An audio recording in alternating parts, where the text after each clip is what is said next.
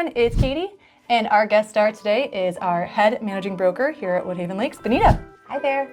And today we are also in the realty office.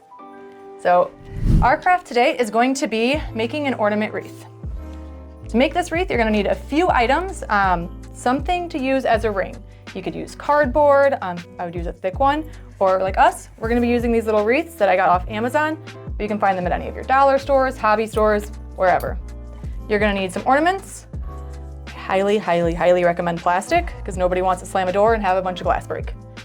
You can use a variety of sizes if you want. We have some smaller ones and some little ones. You can use tinsel, ribbon, whatever you want to decorate it. So to start, you're going to need your hot glue gun. You're going to want it plugged in. And then you get to just kind of lay out how you want your ornaments. I like to do this first just so I can kind of get an idea before I start hot gluing. So if I want like a color story or anything, I already have it. Okay. Do you recommend up, down? What do you mean? Like for the row? Yeah, so I kind of, on this one, it's not entirely because I use some of my little ones to kind of offset it. But I did do like some up, some back, and just kind of did them in slightly different. Here I did 3 in the same exact spot almost. But just to kind of give it a little dimension. But if you want it to just look like one perfect circle, you could do it all in the same one. I certainly don't need to do that. All right.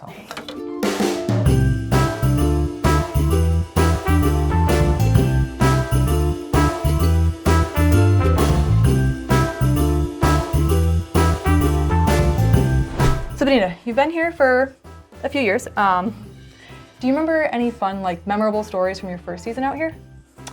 Well, that was quite a while ago, but I do remember, and I thought it was pretty cool, all of our technology and all of that.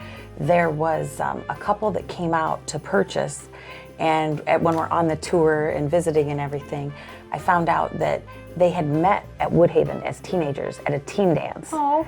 And that now they were married, and their family still owned out here, but they had kids, and so now they wanted a property at Woodhaven so that they could raise their kids out here as well. So I haven't heard from their kids yet, but I'm sure we'll be getting a call at some point so that their kids can buy a place too. That's awesome. I love hearing like those stories. There's so many families that like we get to meet out here where it's like their parents were property owners and then their kids are buying lots, or like they're buying multiple lots so this way they can give them to their kids and stuff. Yeah. And I think like with realty especially, like that's a fun part of people's stories that like they don't think about with you guys. Like you are a key part for those memories that the families get to make out here, which is just really special. And I think a lot of people are like, oh, it's just realty, they just sell stuff. Yeah. But it's like, Woodhaven's the whole experience. Like you gotta get a property to experience all of the awesome things that we offer out here. For sure. That's so cute, I love that. As we finish up our last few touches, I'm gonna go ahead and cut a little bit of ribbon. This way I have something to hang my wreath with. So when you're putting your ribbon on, you're gonna want to find an area where there's a little bit of room for you to fit a ribbon. Okay. So what I'm gonna do with mine, you can either tie your ribbon on here with a little knot, or if you really love your hot glue, you can hot glue it closed. Okay. So that is personal preference.